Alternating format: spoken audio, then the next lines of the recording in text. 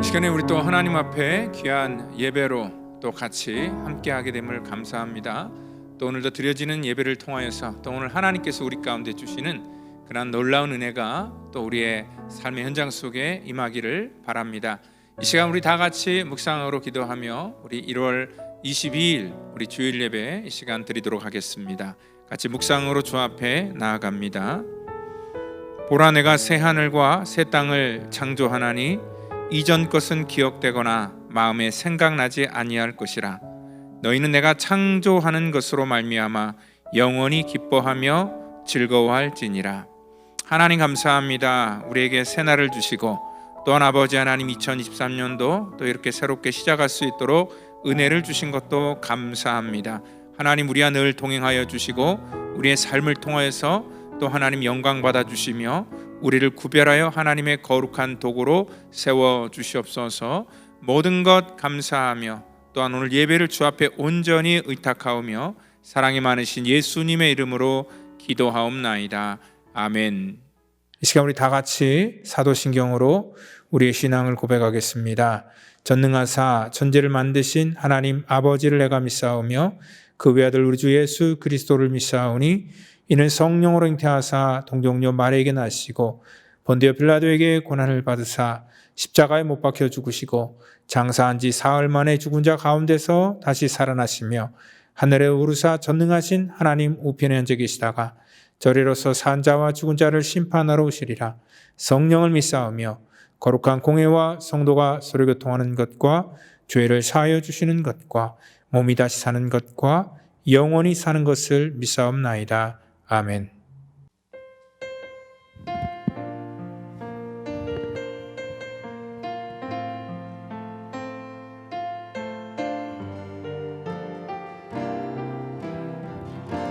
완전하신 나의 주,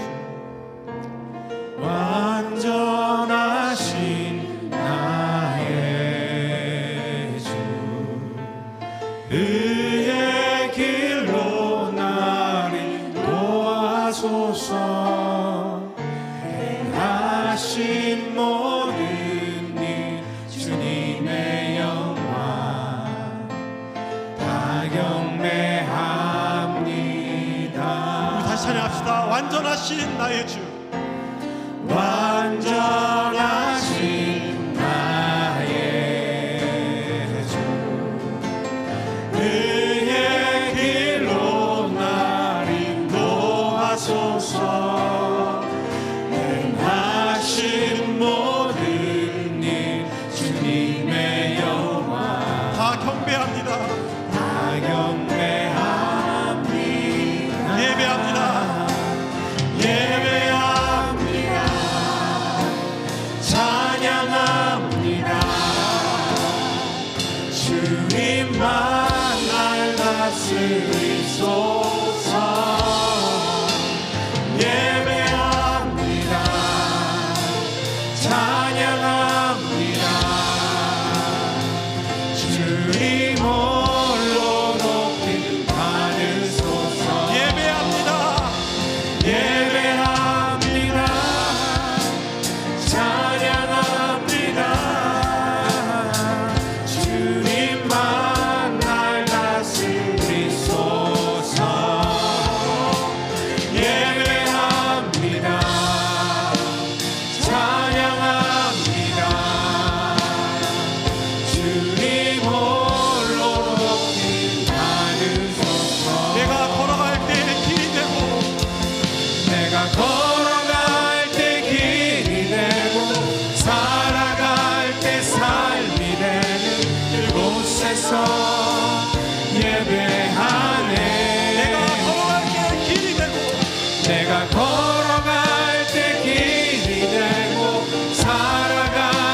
삶이 되는 그곳에서 예배하네. 내가 걸어갈 때 길이 되고 살아갈 때 삶이 되는 그곳에서 예배하네. 내가 걸어갈 때 길이 되고 살아갈 때 삶이 되는 그곳에서 예배하네.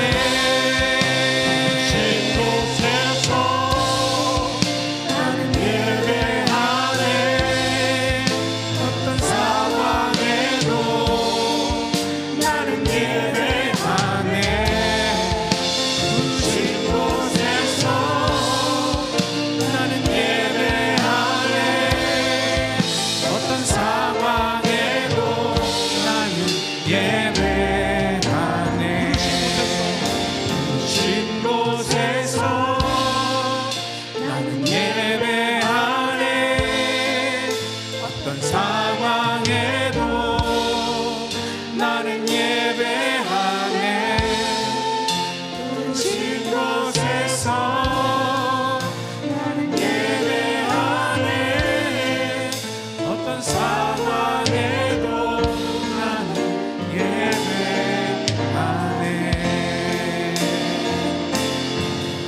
하늘에 나는 새도 주 손길 돌고 시네. 온 땅에 충만한 주 사랑으로 내 마음을 덮으소서. 주 나를 부르셨네. 주의 영광 위에 모든 사랑 이끄소서. 주의 영광으로 주 말씀 향하여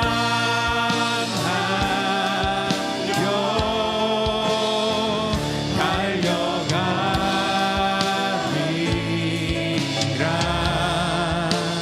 힘도 아니 능도 아니 오직 성령으로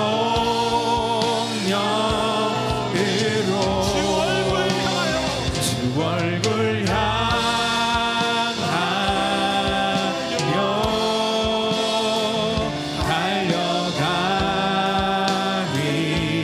달려가리라.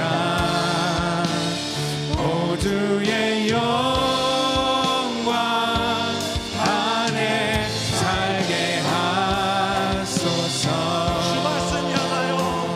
주 말씀 향하여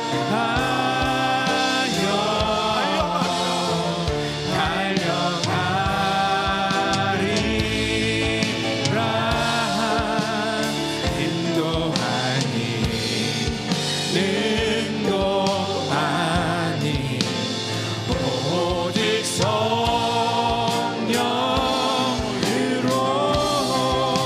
주 말씀 향하여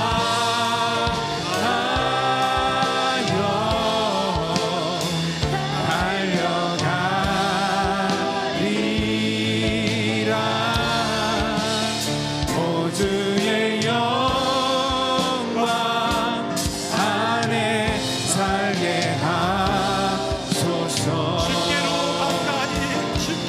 주께로 가까이 주께로 가오니 나의 갈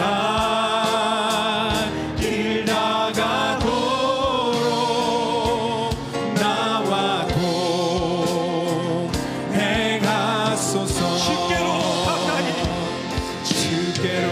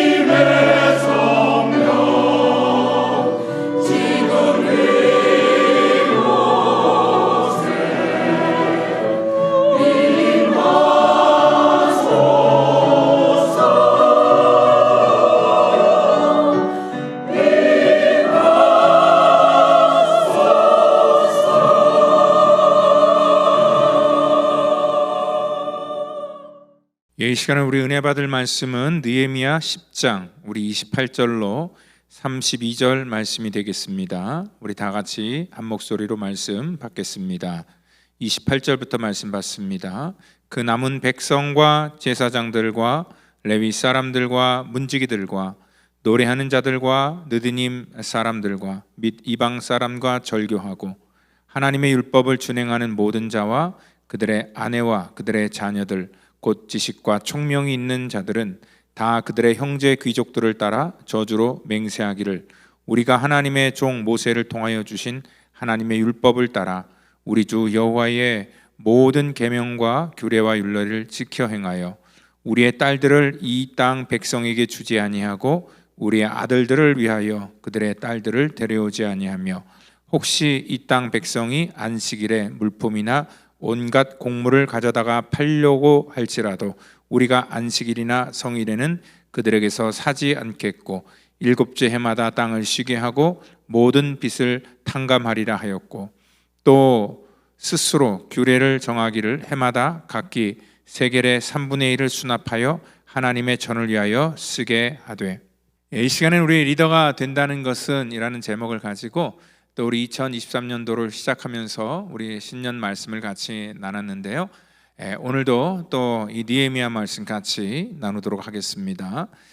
우리가 직장 생활을 우리가 처음 하면서 쉽게 무슨 회사가 이래라고 하는 그런 말들을 우리가 할 수 있습니다. 그러나 또 이제 연차가 돼서 어떠한 책임자의 자리 또 어떠한 리더의 자리에 올라가게 되면은요, 그런 말을 쉽게 할 수가 없죠. 왜냐하면 회사 일이 본인의 책임이 되기 때문에 그렇습니다. 어떠한 문제가 생길 때마다 그 문제를 우리가 지적하거나 또 방관하는 입장이 아니라 그 문제를 해결하는 그러한 자리에 서게 되면은요, 오늘 우리의 태도나 또 우리의 모든 언어가 분명히 달라져야 된다는 것입니다. 교회도 마찬가지입니다. 어떤 사람들은 교회에 대해서 책임을 갖지 않는 사람들은 교회의 어떠한 자기 마음에 들지 않는 부분을 보면서 교회가 왜 이래라는 그러한 어떤 이 책망을 할 수도 있고요. 또 나름대로 잘못된 것들을 발견하고 그것들을 갖다가 사람들에게 오픈할 수도 있습니다. 그렇지만 나중에 교회 안에 리더가 될 때는요, 그러한 일들을 쉽게 말하거나 행동할 수가 없게 된다는 것입니다. 리더는 그만큼요, 자기가 모든 일들을 수습하고 책임져야 될 그러한 그 부담이 있는 자리이기 때문에 그렇습니다. 뭐 군대처럼 교회에 오래 있다고 해서 리더가 되는 것은 잘못된 것이라고 생각을 합니다. 리더는요, 그만큼 더 많은 막중한 책임과 어떠한 자기에게 주어진 사명을 감당하는 사람들이 그 리더 자리에 서야 된다는 것입니다. 그래서 사람들은 리더의 자리를 굉장히 부담스러워합니다. 특별히 어떠한 것들을 내가 책임져야 되고 또 그것을 가지고 또 사람들에게 더 많은 본을 보여야 된다는 것, 그것이 참 힘들게 하는 그러한 요소라는 거지요. 우리나라 대한민국에 기독교가 들어오기 얼마 되지 않을 1901년도 초기에 우리 기독교 신앙 강령 7대 강령이라는 것이 있었습니다. 신자라면 이 7대 강령을 반드시 지켜야 그 당시에 신자로 인정받을 수 있었습니다. 그 7대 강령이 뭐냐면 첫 번째가 가능한 모든 예배에 출석할 것, 두 번째는 주일을 반드시 지킬 것, 주일 성수, 세 번째는 부모에게 효도할 것, 넷째는 일부 일처제를 지킬 것, 다섯 번째는 인가 귀도, 즉 나와 내 집안의 식구들을 모두 하나님의 품에 인도할 것, 여섯째는 근면 성실할 것, 일곱 번째는 금주 금연할 것. 이러한 일곱 개의 신앙의 그러한 그 기준 강령이 이것은 장로를 뽑는 그러한 기준이 아니라 그냥 일반 성도가 되는 그러한 기준이었다는 것입니다. 이러한 기준에 미달될 때는요, 교회에서 세례도 주지 않고 심지어는 교인으로서의 자격을 박탈할 정도로 굉장히 엄격하게 이러한 신앙의 강령을 성도들에게 요구했습니다. 그러니까 사실 120년 전에 우리나라의 상황을 볼 때 무슨 신앙의 뿌리 같은 것이 있겠습니까? 대부분 다 초신자였겠죠. 그럼에도 불구하고 오늘 기독교인이 된다고 하는 것은 반드시 삶에서의 어떠한 그 책임과 결단을 요구했기 때문에 그 당시에 기독교인이 된다는 것은 쉽지 않은 그러한 선택이었다는 것을 알 수 있습니다. 어떻게 보면은요, 그 초창기 기독교가 한국에 들어올 때 교인 전체를 이란 리더로서 훈련시키는 아주 좋은 그러한 교육이었다라고 생각할 수도 있습니다. 오늘 본문에도 이 느헤미야는요, 백성들을 그냥 일반 평신도가 아닌 이런 리더의 자리, 책임자의 자리에 서도록 사람들을 훈련시키는 것을 볼 수 있습니다. 우리가 지난 7장까지는요, 성벽을 재건하는 일에 모든 백성들이 다 동원하게 했고 그 일을 동참하며 결국은 52일 만에 성벽 재건을 이루었습니다. 그리고 우리 지난주에 살펴봤던 8장의 내용은요, 그 뒤에 참된 부흥을 위해서 예배를 정말 다시 회복하기 시작했고요. 그리고 하나님의 말씀으로 돌아와서 신앙의 부흥운동을 주도한 것을 볼 수 있습니다. 학사 에스라를 모셔놓고 그를 통하여 율법의 말씀을 들었을 때에 그들은 모든 사람들이 울면서 하나님 앞에 통회하고 자복하는 그러한 회개의 운동이 시작됐다는 것이죠.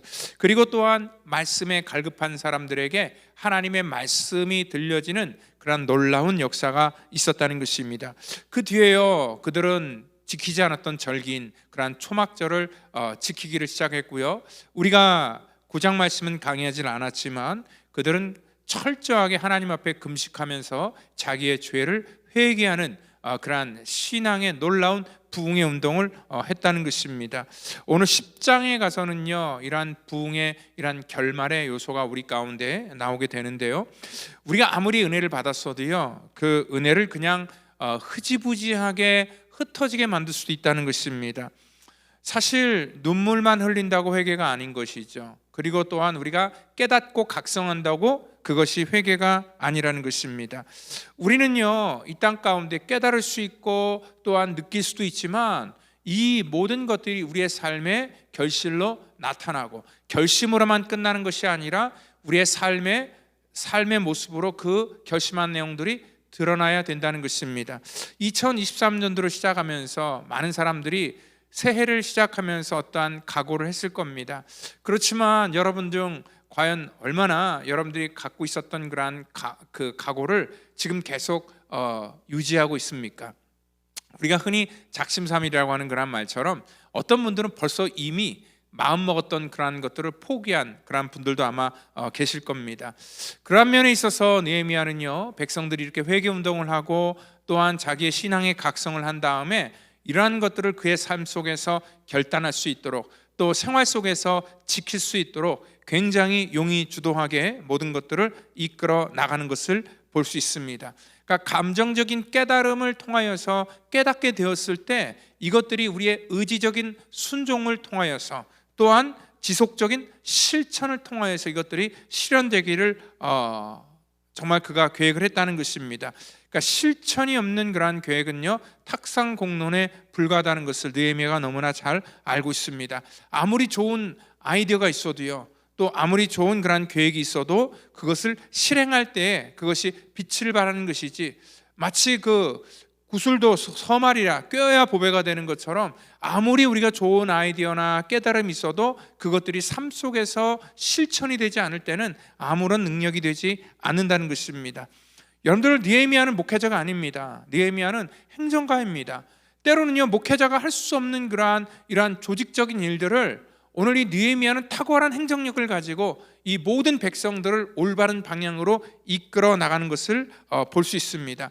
그렇기 때문에 때로는요, 교회 사역을 할 때는 목회자가 말씀으로만 모든 사역을 다 감당할 수 없습니다. 하나님의 말씀이 선포되고 백성들이 깨달았을 때 그 깨달음이 우리 삶 속에 실천으로 옮겨질 수 있는 그러한 실천력이나 또 어떠한 그 행정력을 통하여서 사람들이 같이 동원할 수 있도록 조직력이나 이러한 모든 요소들이 우리 사실 목회자보다 평신도들이 그런 일에 더 많은 탤런트가 있다는 것을 발견할 수 있습니다.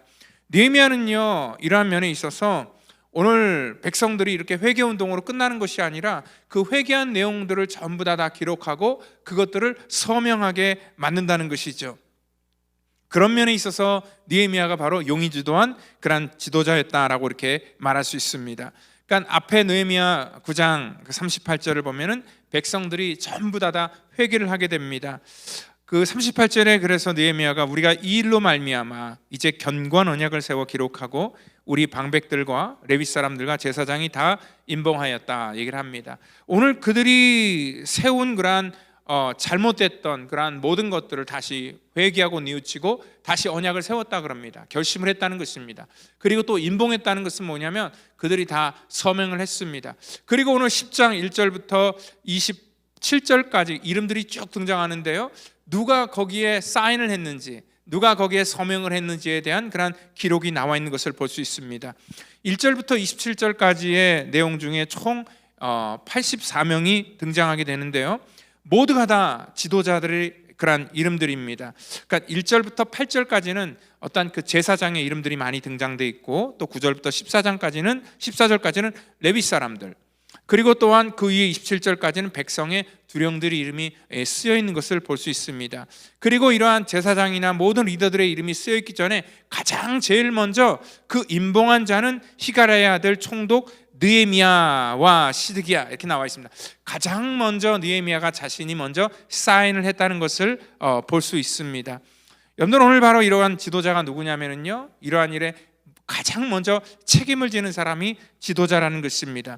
그러니까 지도자는 많은 권력을 가지고 있는 사람, 또 권리를 주장하는 사람이 아니라 가장 많은 그러한 책임을 지는 그러한 사람이 지도자라는 것이죠. 프랑스어로요, 우리가 많이 듣게 되죠. 노블리스 오블리주라는 그러한 말입니다.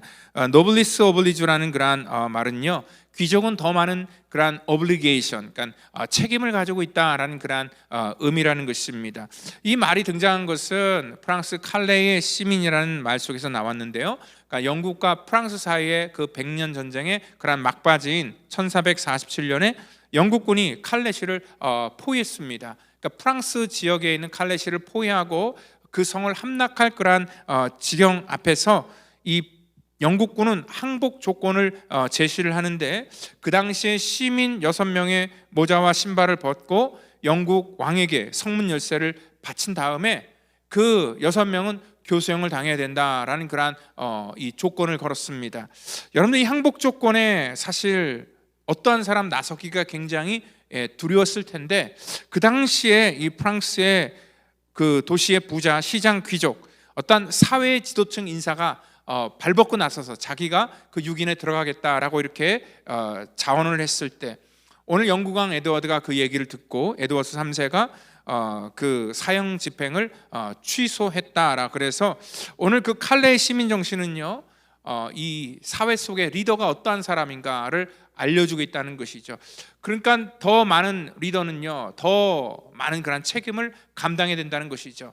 이 땅 가운데 우리나라에도 비슷한 얘기가 있습니다. 여러분, 3.1운동 때였습니다. 민족 대표 33인이 서명을 하는 그러한 일로 인해서 기미 독립선언을 위해 종로 태화관에 모였습니다. 그 선언서에 이름을 써야 되는데 누가 먼저 그 이름을 써야 될지에 대해서 갑론을박이 있었을 때, 그 당시 손병희 선생이 나셔서 자기가 먼저 이름을 쓰겠다 얘기를 합니다. 나라의 독립을 위해 이름 쓰는 순서가 왜 그렇게 중요하냐 얘기를 하면서, 이름 쓰는 순서가 곧 죽는 순서다 얘기를 하고, 그래서 자기가 먼저 죽겠다고 하면서 이름을 자기가 그 독립선언서에 기록을 했습니다.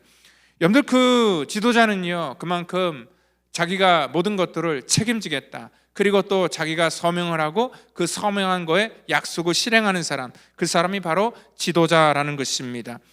요즘 리더들이 존경을 받지 못하는 그런 이유 중에 하나는 뭐냐면, 위기 때일수록 이 책임을 타인에게 전가하고 자기는 거기서 빠지려고 하기 때문에 이 리더들이지만 존경을 받지 못한다는 것입니다. 여러분들, 정말 위기가 있을 때 진짜 리더와 거짓된 그런 리더가 구분된다는 것이죠. 교회도 마찬가지입니다. 교회도 목회를 하다 보면은 어려운 그러한 고비가 종종 있습니다. 그런데 그때마다 정말 좋은 성도, 좋은 리더들은 그 고난 속에서 함께하고 책임을 지고 같이 그 무거운 짐을 짊어지고 나가는 사람인데, 가짜 리더들은요, 책임 있고 부담이 생기면은 가장 먼저 떠나는 것이 이러한 가짜 리더의 모습이라는 것이죠. 그렇기 때문에요, 오늘 이러한 어떠한 것에 자기가 임봉을 하고 사인을 하고 서명을 한다는 것은 굉장히 중요한 그러한 의미라는 것입니다. 오늘 이 사람들이 하나님 앞에 어떠한 내용을 기록하고 서명을 했는지 오늘 본문은 우리 가운데 말씀하고 있는데요, 오늘 그 30절을 통하여서 이러한 얘기를 하고 있습니다. 이 율법과 규례를 따라서 우리가 지킬 것인데, 우리 딸들과 우리 아들들을 이방 사람들에게 주지 않겠다라는 그러한 사인을 하는 것을 볼 수 있습니다. 이것은 뭐냐면 우리가 이방과의 어떠한 단절을 이제부터 시작하겠다라는 그러한 선언이었다는 것입니다. 왜 이방 사람들과의 결혼을 금지할까? 이것은 인종차별인가? 아니면 그런 배타적인 선민의식에서 나온 그런 행동일까? 놓고 볼 때 그러한 것이 아니라 오늘 느헤미야는요 그 문제점을 쫙 파악을 하면서 그 문제의 가장 심각한 것이 뭐냐면 이방 사람들과 그 통혼하는 그러한 문제가 가장 심각한 것이라는 것을 알게 됩니다. 이방 사람과 결혼은 어떠한 면에 있어서 그냥 한 남자와 여자 만나서의 어떠한 그런 만남이 아니라 그것은 우리의 삶의 굉장히 중요한 부분인 신앙과 모든 자녀 교육, 모든 것과 다 연결되어 있다는 것을 알 수 있습니다. 그러니까 결혼 자체도 사실 인간에 있어서 굉장히 많은 갈등이 있는데요, 우리의 신앙적인 문제, 영적인 문제까지 거기에 우리가 이 갈등과 고난으로 남는다는 그러한 만남은요 온전한 그러한 결혼 생활을 유지할 수 없다는 것을 느헤미야가 알았기 때문에 오늘 이러한 그 상대방 배우자를 고를 때는 굉장히 주의해서 골라야 될 것을 말하고 있습니다. 여러분들 그 솔로몬이 타락했던 이유도 마찬가지입니다. 하나님께서 그에게는 정말 다른 사람들이 갖고 있지 않은 그러한 지혜를 주셨고 또 좋은 환경을 주셔서 정말 그런 하나님 주신 그런 특권을 가지고 나라를 잘 다스렸지만 솔로몬이 결국 무너진 것도 이방 여인을 그가 받아들였고 그리고 그 여인들과 결혼함으로 말미암아 솔로몬이 타락이 시작됐다는 것을 우리가 알 수 있습니다. 여러분들 이 결혼이라는 것은요 단순하게 부부 사이의 문제뿐만 아니라 나중에는 후손들에게 영향을 미치기 때문에 그렇습니다. 그래서 결혼할 때는 당사자 어떠한 그 한 사람만 보는 것이 아니라 그 사람이 어떠한 신앙의 배경을 가지고 있는가 그것들을 우리가 보는 것 굉장히 중요하다는 것입니다. 여러분들 사실 이 배우자하고 뭐 그 가족과 무슨 상관이 있느냐라고 우리가 생각할지 모르겠지만 나중에 그 배우자 한 사람을 통하여서 우리에게는 새로운 그런 관계들이 계속 생기게 되기 때문에 그렇다는 것입니다. 그래서 결혼은 육체적인 결합뿐만 아니라 이러한 영적인 결합이기 때문에 결혼할 때 신중하게 결혼해야 된다는 것이죠. 우리가 요즘 새벽에 열왕기하를 강의하고 있는데 여러분들 그 북이스라엘의 왕이었던 그런 아합이 그렇게 망가진 이유가 뭐냐면 그 이방 여인, 특별히 이 바알과 아세라 숭배자였던 그런 이세벨이라는 여인을 받아들였기 때문에 북이스라엘은 완전히 다 그러한 비참한 결과를 초래하게 되고요.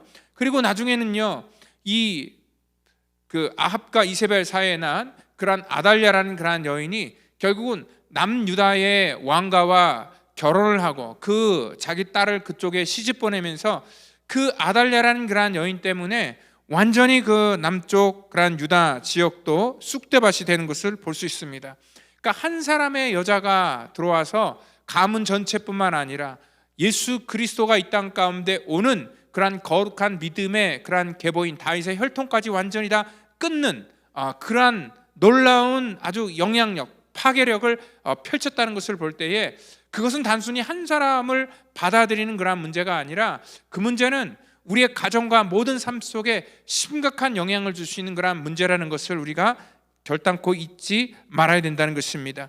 그래서 이 결혼은 단순하게 우리 자녀에게 너희가 좋은 사람 알아서 만나고 선택하라 그렇게 맡기는 것이 아니라 부모가 자녀를 위해서 반드시 기도하고 또한 믿음의 사람을 만날 수 있도록 우리가 주의를 시켜야 된다는 것입니다.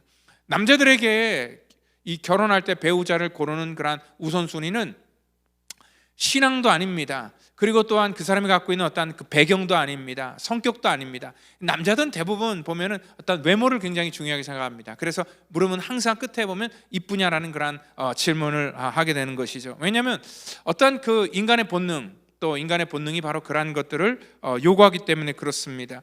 그렇지만 하나님이 바라볼 때는 어떤 외모를 보는 것이 아니라 우리의 껍데기를 보는 것이 아니라 우리의 중심을 보신다 그랬습니다. 우리의 중심에 하나님의 영이 있는가? 하나님의 영이 있는 사람을 만날 때에 그 가정이 행복하게 된다는 것이죠.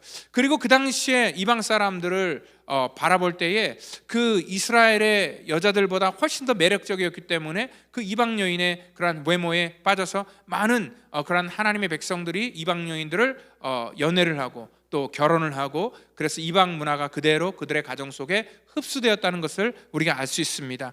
또한 우리 그 당시에 이스라엘 그러한 여자들이 남자를 고르는 그러한 그 기준 속에서 많은 부분들이 그렇습니다. 왜냐하면 이스라엘 남자보다는 이방 남자들이 훨씬 더 매력적으로 보였고요. 그리고 또 훨씬 더 능력 있어 보였고, 그리고 훨씬 더 그들이 자유롭게 보이는 것, 이런 것들이 보기 좋아서 그들은 이방의 남자들을 쉽게 선택했다는 것이죠.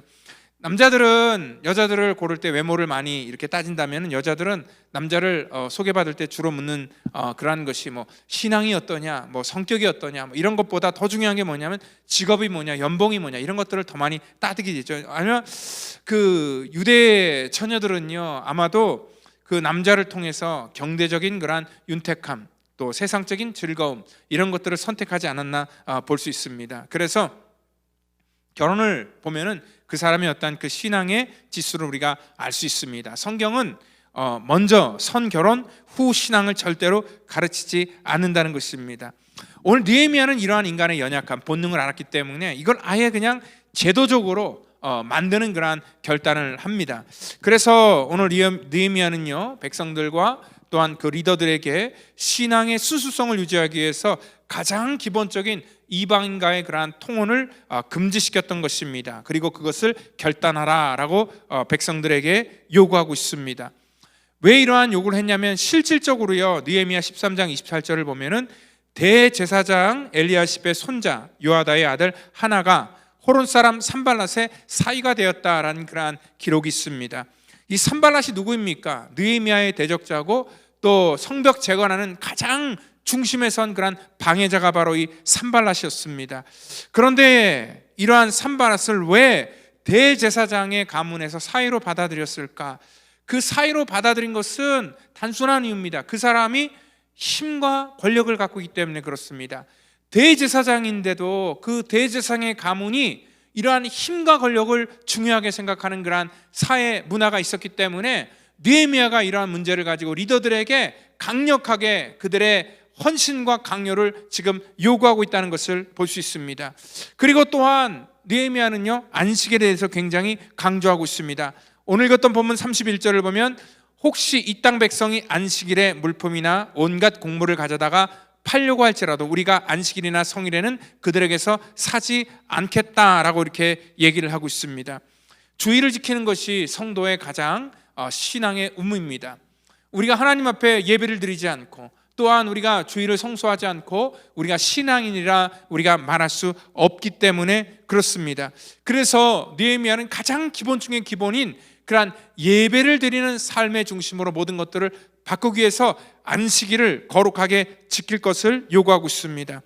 성도들의 의무 중에서 가장 중요한 것, 그것이 바로 주일 성수인데, 요즘엔 성도들이 너무나 주일 성수를 가볍게 생각합니다. 마치 그것이 의무가 아닌 그런 선택이 되어버렸습니다.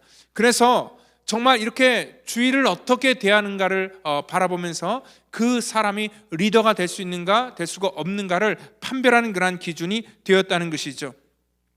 십계명을 통하여서 하나님께서 우리에게 가장 먼저 우리에게 강조했던 것도 안식일이었습니다. 하나님의 날을 선택해서 거룩하게 지키는 것입니다. 우리가 라스베가스라는 그러한 특성 때문에 사실 주일 성소가 어려운 그러한 직업군에 계시는 분들이 많습니다. 라스베가스는 금요일, 토요일, 주일날이 굉장히 바쁘게 돌아가는 도시고, 제일 많은 그러한 비즈니스가 오픈되는 그러한 날이기 때문에 그렇습니다. 설령 우리가 그런 데서 일을 하고 또 우리가 그러한 사업을 한다 할지라도 우리가 하나님 앞에 예배하는 것만큼은 절대 포기해서는 안 된다는 것입니다. 여러분들, 어떠한 우리의 상황과 여건에 있더라도 하나님 앞에 우리가 예배를 포기하고 우리가 일을 선택하고 우리가 하나님 앞에 예배드리는 것을 포기하고 우리의 물질을 선택하면은 우리가 이 땅 가운데 잠깐 살 동안에 우리가 그것 때문에 행복할 것 같지만 결단코 하나님 앞에 눈물을 흘리며 회개할 그날이 분명히 있다는 것을 우리가 아셔야 된다는 것입니다. 우리의 우선순위를 어떻게 두는가 굉장히 중요한 문제라는 것입니다. 오늘 백성들이 안식일을 범하는 그러한 얘기를 듣고 오늘 느헤미야는요, 그냥 이것에 대해서 안식일만 지키라고 얘기를 하는 것이 아니라 그가 탁월한 조직력이 있는 그런 행정가라고 말씀을 드렸잖아요. 느헤미야 13장 18절에 오늘 얘기를 합니다. 너희 조상들이 이같이 행하지 아니하였느냐? 그래서 우리가 하나님이 이 모든 재앙을 우리와 이 성읍에 내리신 것이 아니냐 얘기를 합니다. 우리가 안식일을 지키지 않았기 때문에 하나님께서 우리에게 벌을 내리신 것이 아니냐. 그럼에도 불구하고 너희가 어떻게 안식일을 범하여 진노가 이스라엘에게 더욱 심하게 만드냐라고 하면서 백성들의 리더들을 지금 꾸짖고 있습니다. 오늘 이 거룩한 하나님의 주일을 우리가 아무 생각 없이 보통날과 같이 지낸다는 것들에 대해서 지금 말씀하고 있고요. 그리고 하나님을 경외하지 않았기 때문에, 하나님 중심으로 살지 않았기 때문에 이러한 인생의 비극이 우리 삶 속에 일어나지 않았느냐라는 것들을 그들에게 다시 되묻고 있다는 것입니다. 여러분들, 이 사람의 의지로 되지 않으니까요. 느헤미야는 아까 목회자가 아니라 행정가라 그랬잖아요. 이 탁월한 행정력과 이 지도력을 가지고 안식일 모든 그러한 법을 완전히 다 바꿔버리는 것을 볼 수 있습니다. 저는요, 이런 이유 때문에 이 땅에 우리 자라는 우리 2세들에게, 우리 자녀들에게 자주 강조하는 것이 바로 어떠한 이 땅에서 법을 바꿀 수 있는 그런 역할을 하라는 것입니다. 그건 바로 정치입니다. 우리 아이들이 뭐 의사나 변호사나 그러한 이 땅에서 돈을 많이 버는 그러한 직업을 많이 선택하는데요, 똑똑한 아이들이 우리가 정치 분야로 나아가서 거기서 활동을 하고 이 크리스찬의 정체성을 가지고 이 땅 가운데 잘못된 그러한 법들을 다시 온전하게 세워놓고 가정을 건강하게 만들고 이 사회를 건강하게 만드는 그러한 책임을 감당하는 그러한 리더들이 나오도록 저도 그들을 위해서 기도하고 또 그러한 일들에 우리 부모들이 많이 또한 관심을 가지고 우리 아이들을 독려해야 된다는 것입니다. 오늘 느헤미야 13장 19절 22절을 보면은요, 백성들이 안식일을 잘 지킬 수 있도록 특별한 조치를 취합니다. 특별히 느헤미야는요, 안식일에 예루살렘 성문을 닫고 성문마다 신복들을 2-3명씩 배치해서요, 그 성 안으로 아무도 들어오지 못하게 하고요, 그리고 성 밖에서 잠을 자는 장사꾼들이 생겼습니다. 그 다음날 문을 열면 빨리 들어와서 좋은 자리에서 장사를 하려고 하는 그러한 사람들이 있기 때문에 아예 안식일 전날에는 그 성 밖에서 아무도 자지 못하도록 그렇게 모든 행정 조치를 취했다는 것을 볼 수 있습니다. 오늘 그리고 또한 한 가지 뭐냐면 성전 제사를 유지하기 위해서 백성들에게 물질의 책임을 요구합니다. 왜냐하면 일정한 수입이 없다면 성전이 운영되는 것이 힘들고 또 제사장들이 사는 것이 힘들어서 이러한 하나님의 순전한 기능이 온전히 이루어질 수 없다는 것을 알았기 때문에 그렇습니다. 그 당시에 느헤미야가 깨달았는데 뭐냐면 그 제사장들이 그 당시에 권력자들을 이 성전 안에 드리는 그러한 일들이 생겼다는 것을 느헤미야 13장 4절 5절에 얘기하고 있습니다. 그 중에 한 명이 뭐냐면 도비야라는 그러한 사람입니다. 성전의 큰 방을 세를 낳아서, 물론 도비야가 많은 돈을 그 성전에 냈기 때문에 가장 좋은 방에서 그가 활동을 하고 있었는데, 느헤미야가 했던 조치가 뭐냐면 그 도비야를 바로 쫓아내버립니다. 도비야가 누굽니까? 아까 얘기했던 것처럼 산발락과 이 도비야, 게셈, 이 세 사람은요, 느헤미야가 성벽을 재건하는데 가장 먼저 방해를 하고 가장 큰 방해 세력 중에 한 명이 바로 이 도비야였는데, 이러한 사람이 성전의 가장 좋은 방을 차지하고 있다는 것이 말도 안 되는 그러한 얘기인 것을 알면서 이 사람을 쫓아내버리는 그러한 결단을 하고 있다는 것이죠. 그리고 또한 느헤미야가 공동체 리더들에게 묻습니다. 왜 이러한 일이 생기게 되었는가를 묻습니다. 우리가 힘이 없기 때문에 그렇다. 그렇기 때문에 지도자들을 탓하기 전에 성도들에게 얘기를 합니다. 하나님의 일꾼들을 너희들이 돕지 않았기 때문에 그렇다. 우리가 이제부터 힘을 다하여서 이 일을 감당하자라는 그러한 책임과 결단들을 요구하는 것을 볼 수 있습니다. 그래서 리더는 아까 얘기했듯이 어떠한 것들을 결정하는 사람이 아니라 오늘 책임을 지는 사람이 리더다라고 이렇게 말씀을 드렸습니다. 아무나 결정은 우리가 할 수 있습니다. 그렇지만 그 결정한 것을 책임지는 사람은 아무나 할 수가 없다는 것이죠. 한 교회에서 우리가 어떠한 결정을 하는 것, 그래서 운영위원을 하던 또 당회를 하던 어떠한 그러한 모임 속에서 어떠한 결정을 할 때는 자기가 그것들을 책임지겠다라는 그러한 의미가 그 속에 포함되고 있어야 된다는 것입니다. 우리가 가정에서도요, 가장은 그냥 부모이기 때문에 가장이 아니라 그 집에서 뭐 차를 산다든지 집을 산다든지 어떠한 큰 일을 할 때에 거기에 이렇게 사인을 하는 사람이 그 집안의 가장으로 인정을 받게 되는 것이죠. 그런 것처럼 이 교회 안에서도요, 오늘 우리 가운데 이러한 리더들이 하나님 앞에 거룩한 그러한 사명을 감당하기 위해서 사인을 분명히 해야 된다는 것이죠. 이 사인이 무슨 사인입니까? 여러분들 어떠한 그 서류에 사인하라는 그런 얘기가 아닙니다. 믿음의 영적인 그러한 사명감을 가지고 하나님 앞에 거룩하게 여러분들의 사명을 임봉하라는 그러한 말씀이라는 것입니다. 저는요, 목사로서 교회 모든 일들에 있어서 최종 그러한 책임을 가지고 있는 그러한 사람입니다. 그래서 이 무거운 그러한 자리를 지킨다는 것이 참 힘들고 어려운 일이지만, 그래도 이 일을 감당할 수 있는 건 뭐냐면 많은 돕는 사람들이 함께하는 것이고요, 저 혼자 이 짐을 지고 있는 것이 아니라 우리 믿음의 동역자들이 같이 이 무거운 짐을 같이 나눠지기 때문에 제가 이 사명을 감당할 수 있다는 것이죠. 여러분들, 이 리더 그룹들이 건강해야지 하나님의 거룩한 교회가 온전히 세워질 수 있습니다. 아무리 느헤미야가 타고난 행정가이고 능력이 있다 할지라도 혼자 일을 감당할 수 없습니다. 그래서 느헤미야는요, 오늘 백성들의 리더들에게, 그리고 영적인 그러한 사명을 갖고 있는 제사장들에게, 그리고 또한 두령들에게 이러한 귀한 사명을 그들에게 맡기면서 그 사명을 감당할 수 있도록 책임을 요구하고 있고, 오늘 바로 그러한 책임을 감당할 때에 이러한 이스라엘 백성의 믿음의 공동체는 든든히 서게 된다는 것입니다. 여러분들, 성도들에게 여러분들도 그러면은 리더의 자리에 서서 우리가 같이 책임을 지고 어떠한 우리의 의무를 다합시다 라고 하면은 어떠한 사람들은 굉장히 부담감을 느끼고, 그러기 때문에 리더의 자리에 서지 않고 그냥 따르는 조용히 있는 그런 사람으로 남기를 원하는 분들이 참 많습니다.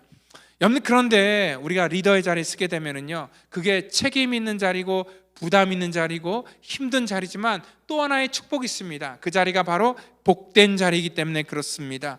오늘 느헤미야는요, 13장 31절에 내 하나님이여 나를 기억하사 복을 주시옵소서, 이 책임을 감당하는 모든 리더들에게 하나님께서 복을 주시기를 간구했다는 것을 볼 수 있습니다. 여러분들, 우리가 하나님의 일을 감당하기를 우리가 원하면은요, 그래서 그런 리더의 자리에 같이 서기를 원하면 하나님께서 그 일을 감당할 수 있도록 우리에게 복을 주신다는 것을 여러분들 믿으시기를 바랍니다. 저는 그것을 직접 보고 자란 그러한 사람이기 때문에 그렇습니다. 저희 부모님의 세대를 통하여서 가만히 봤던 것이 뭐냐면, 한 교회를 세워나가기 위해서 수많은 사람들이 그 일에 헌신을 하고요, 심지어는 보증을 서기도 하고요, 또 수많은 사람들이 그 일에 동역을 하고 동참을 하고, 그러한 일들이 있음으로 말미암아 교회가 세워졌고요, 교회가 세워짐으로 말미암아 그 헌신했던 분들, 그 당시에 사인을 하고 같이 동참했던 분들이 누렸던 그러한 복이 어떠한 복인지를 제가 직접 본 사람이고, 또한 제가 그 복을 누리는 그러한 믿음의 세대라는 것을 제가 알기 때문에, 오늘 우리가 하나님의 일을 내가 동참하면, 그리고 내가 이 일에 책임을 지기를 원하면은 하나님께서 우리에게 그렇게 살 수 있도록 우리의 삶의 모든 것들을 하나님께서 허락하신다는 것을 여러분들 믿으시기를 바랍니다. 그래서 오늘 2023년을 통하여서 여러분들이 최소한 장로나 권사나 안수집사나 어떤 항존직의 그러한 직분을 받고 계신 분들이라면, 하나님께서 그거는 그냥 자리로 준 것이 아니라 우리에게 영적인 책임을 감당하라고 주신 그러한 직분의 자리라는 것입니다. 그렇기 때문에 우리가 그 직분을 받았으면은요, 그냥 호칭과 어떤 직위가 아니라 그것은 하나님 앞에 내가 믿음으로 감당해야 될 그러한 역할이 있다는 것이죠. 그래서 적어도 우리가 그러한 항존직이 된다면은 정말 이 새벽을 그래도 한 주에 한 번 정도는 깨워야 되는 것이고요, 또 제자훈련도 같이 동참을 해야 되는 것이고, 또 울타리의 리더들로서 또 많은 사람들을 섬기는 그러한 일에 같이 동역을 해야 되는 것이고요, 또 이 땅 가운데 연약한 영혼들, 또 상처받은 영혼들을 위로하고 또 치유하는데 여러분들의 거룩한 사명이 쓰임받기를 예수님 이름으로 축원드립니다. 다 같이 기도하겠습니다. 하나님, 감사합니다. 2023년도를 통하여서 정말 하나님께서 기뻐하시고 하나님이 인정하시는 그런 거룩한 영적인 리더들이 하나님 이곳에서 많이 나올 수 있도록 축복하여 주시기를 원합니다. 또한 이 사회와 또한 우리 민족 공동체를 위해서 정말 아버지 앞장서서 그들을 이끌어 나갈 수 있는 좋은 아버지 하나님, 우리 2세들 리더들이 이 땅 가운데 세워지기를 원합니다. 저들을 축복하여 주시고 저들의 발걸음을 기억하여 주시고, 우리가 아버지 하나님 저들을 위해서 책임을 지고 헌신을 하고 저들을 세워나갈 때에 하나님의 나라와 하나님의 능력이 이 땅 가운데 임하는 거룩한 이러한 회복과 부흥의 역사를 이 땅 가운데 허락하여 주시옵소서. 우리 모두를 하나님께서 거룩한 도구로 사용하여 주시기를 저희들 간절히 바라고 나오며 사랑이 많으신 예수님의 이름으로 감사하며 기도하옵나이다. 아멘.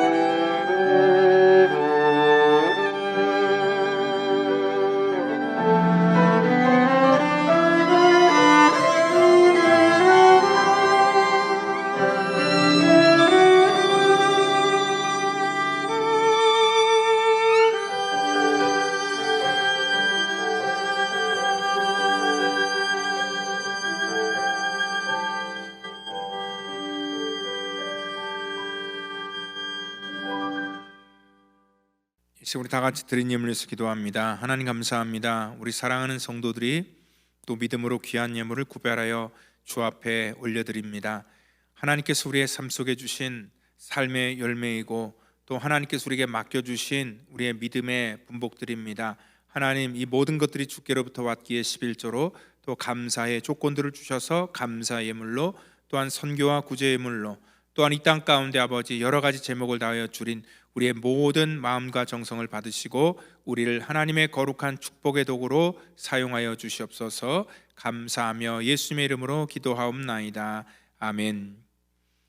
이 시간에 우리 교회 소식 몇 가지 전해드리도록 하겠습니다. 우리 제자훈련 2기가 2월 1일부터 시작되는 것 기억하시고요.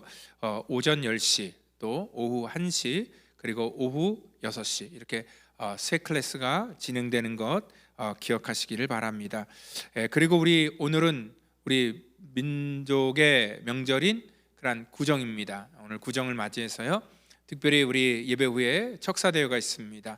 우리 선교회 대항별로 8개의 그런 선교회가 이렇게 그 토너먼트 형식으로 1, 2, 3위를 결정해서요, 또 우리 선교회에게 큰 그런 상금을 드리는 그런 일들이 있습니다. 또 우리 같이 동참하시고, 또 우리 이 척사대회를 통하여서 또 우리 장구 발표도 있고, 또 같이 이게 떡도 먹고 또 같이 이렇게 교제하는 그런 시간들이 계속 있기에 우리 많은 그런 우리 성도님들의 참여를 부탁드리도록 하겠습니다. 그리고 또 교회에서 2월 10일 날 그 판타스틱 러브라는 그런 이 팀이 와서 교회에서 특별하게 열린 찬양 콘서트를 하게 됩니다. 이 팀은요, 우리 SBS 판타스틱 듀오 우승자였던 자매와, 또한 그 당신은 사랑받기 위해서 태어난 사람, 그 노래를 처음 불렀던 그런 러브라는 그런 크리스천 그룹들이 와서 찬양을 해주는 그런 행사인데요, 저희 교회에서 2월 10일 날 오후 6시, 금요일 날 오후 6시에 이 자리에서 하는 것 기억하시고 우리 주변 분들 많이 이렇게 초대해 주셔서 정말 이 기회를 통해서 또 많은 사람들이 우리 주님을 만나는, 또 하나님의 거룩한 그런 은혜를 경험하는 그런 복된 시간이 되기를 바랍니다. 또 우리 교회에서 하는 문화 행사가 있습니다. 우리 등산과 필라테스, 포크 기타, 또 장구, 또 우리 무용, 그리고 또 우리 배상한 장로님, 또 이렇게 서울문화원에서 하는 그런 시 하나, 노래 하나라는 그런 행사가 또 목요일 날 있습니다. 이런 다양한 그런 이 문화 활동을 통해서 또 우리 이민생활하는 우리 성도님들의 삶 속에 또 많은 그러한 윤택함이 있기를 바랍니다. 여러분들 또 교회 일에 적극적으로 또 같이 참여해 주시기를 또 부탁드립니다. 이 시간 우리 다 같이 자리에 일어나셔서 우리 찬송가 635장 부르시고 축도함으로 예배를 마치도록 하겠습니다.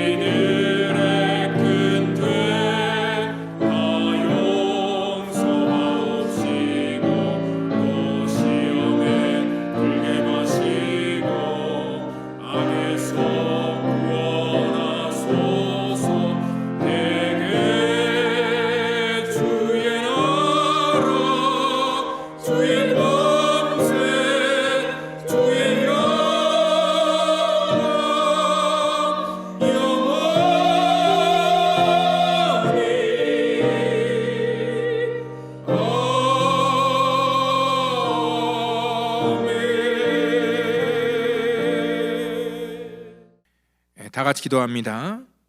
이제는 구원의 완성을 이 땅 가운데 이루시기 위해 십자가에서 물과 피를 쏟으시며 우리의 모든 죄악과 허물을 사해 주신 우리 구주 예수 그리스도의 그 놀라우신 은혜와 우리 하나님의 그 무한하신 사랑하심과 성령님의 교통감화 역사, 그 충만케 하심이 오늘 이 시간에 하나님의 말씀대로 하나님의 거룩한 리더로 이 땅 가운데 살기를 다짐하는 우리 사랑하는 성도와 우리의 자녀와 가정과 사업터전과 이 자리에 함께하지 못하지만 각 처소에서 예배를 드리는 믿음의 권석 전체 머리 위마다 이제부터 영원토록 함께하시기를 간절히 축원하옵나이다. 아멘.